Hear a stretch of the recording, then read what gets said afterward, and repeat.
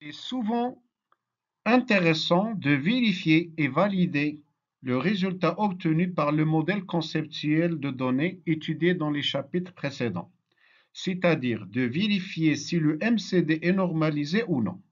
Pour cela, on a besoin de trouver toutes les dépendances fonctionnelles s'appliquant sur ce MCD.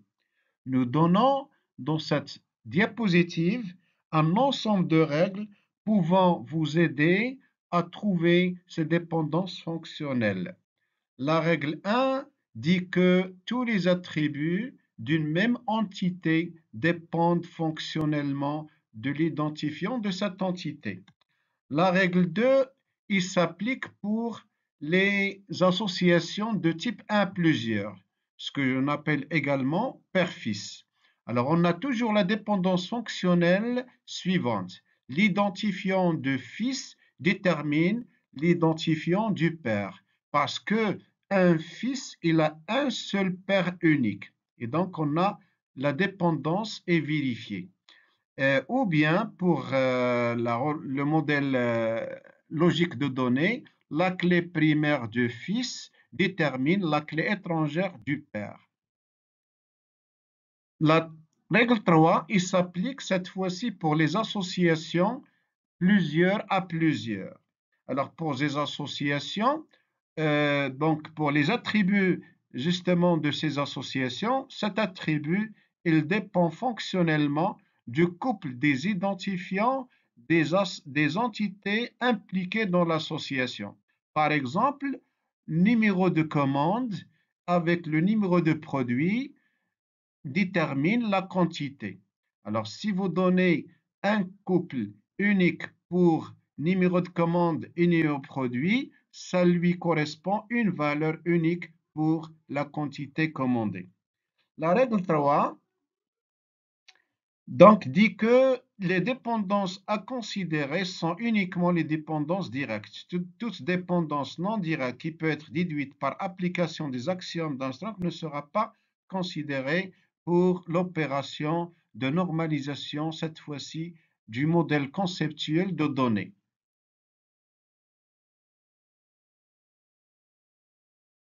Illustration des règles pour trouver les dépendances fonctionnelles s'appliquant sur un MCD, nous présentons ici un exemple du cas du bon de commande. Alors, comme vous le connaissez, on l'a étudié dans les chapitres précédents, un client peut commander des commandes, une commande contient des produits. Donc, c'est quoi ça? Un client est caractérisé par numéro client, numéro adresse, localité. Localité, c'est-à-dire l'adresse où habite le client. Le numéro client, bien évidemment, c'est la clé, c'est l'identifiant de l'entité client. Un client peut commander combien de commandes? Il peut commander plusieurs commandes. C'est la cardinalité 0n. Et une commande est définie par ou bien caractérisée par numéro de commande et la date où a eu lieu la commande.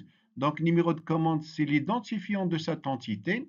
Alors, combien de commandes peut commander un client? Une commande peut être commandée par un et un seul client. Maintenant, lorsqu'un client commande une commande, c'est pour commander des produits. Donc, dans cette commande contient, cette commande ou la commande du client contient des produits.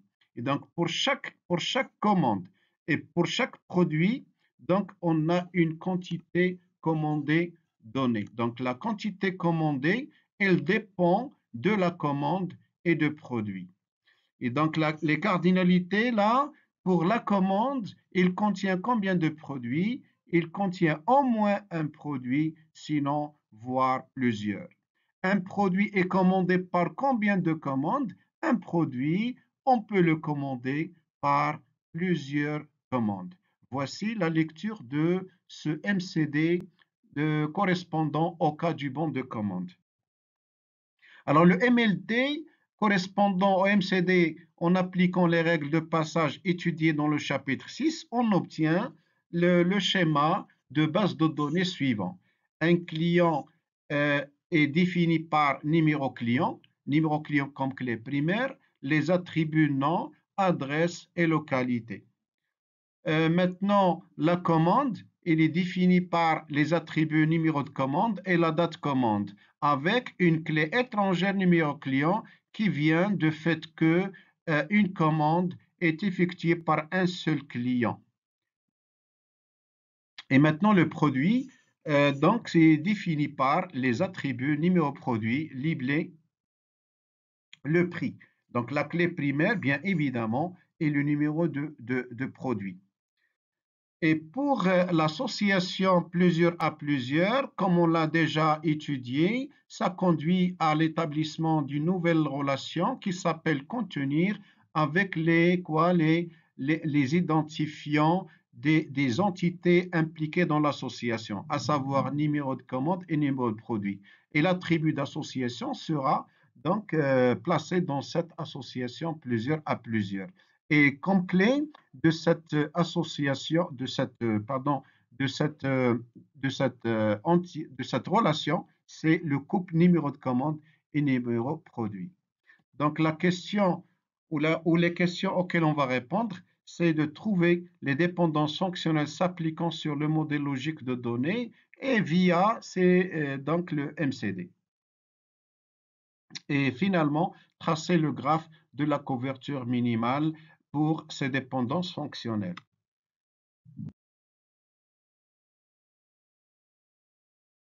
Les règles pour trouver les dépendances fonctionnelles. Alors, vous avez pour l'entité client, vous avez l'entité client, il possède comme clé primaire numéro client. Alors, numéro client détermine justement, d'après la règle 1, le nom, l'adresse et localité. C'est-à-dire, pour un numéro client donné, il lui correspond un seul nom, une seule adresse et une localité. Pour la commande également, il possède comme numéro de commande comme clé primaire, ou là pour l'entité commande comme identifier numéro de commande, ça revient au même, et donc ça détermine la date commande et numéro client. C'est-à-dire pour une commande donnée, il lui correspond une seule date commande et un seul client. Numéro produit, donc il détermine l'ibling et le prix parce que numéro produit est l'identifiant de l'entité produit ou bien c'est la clé primaire de la relation produit. Numéro de commande et numéro produit déterminent la quantité commandée. C'est la règle 3 qui dit pour une association avec un attribut d'association, justement, donc cet attribut dépend des identifiants des entités impliquées dans l'association. Alors, exemple de dépendance qu'on peut déduire à partir de ces dépendances fonctionnelles élémentaires. Par exemple, le numéro de commande détermine le nom et l'adresse et localité. Pourquoi le numéro de commande détermine le nom, l'adresse et la localité? Parce que le numéro de commande, il détermine le numéro de client, et puisque le numéro client détermine le nom, l'adresse ou la localité, on a, par application de la transitivité, on obtient un numéro de commande détermine le nom, l'adresse et la localité.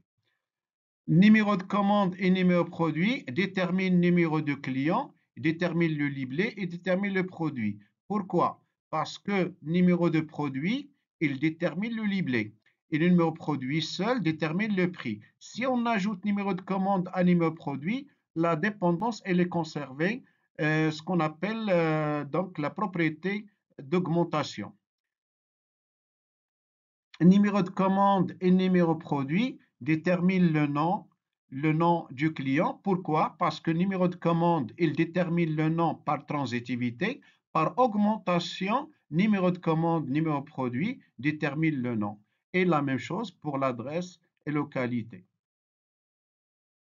À remarquer que le couple numéro de commande, numéro produit détermine tous les autres attributs d'une par application des règles d'Armstrong.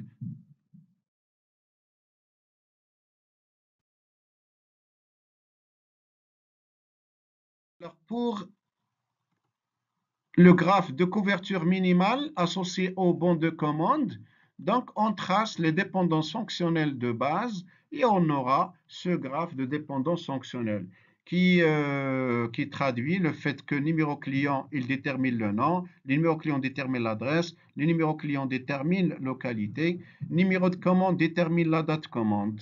Le produit détermine le libellé pro et le prix. Alors, qu'est-ce qu'on fait pour la quantité commandée? Alors, pour la quantité commandée, il y a deux flèches qui sortent, qui viennent des attributs numéro de commande et numéro produit. Et là, on met un point à l'intersection de ces deux traits qui viennent de ces deux attributs et un seul trait qui va vers quantité commande. Alors, cette manière de tracer cette dépendance, ça s'appelle donc une dépendance en fonction de deux attributs. Alors, voilà.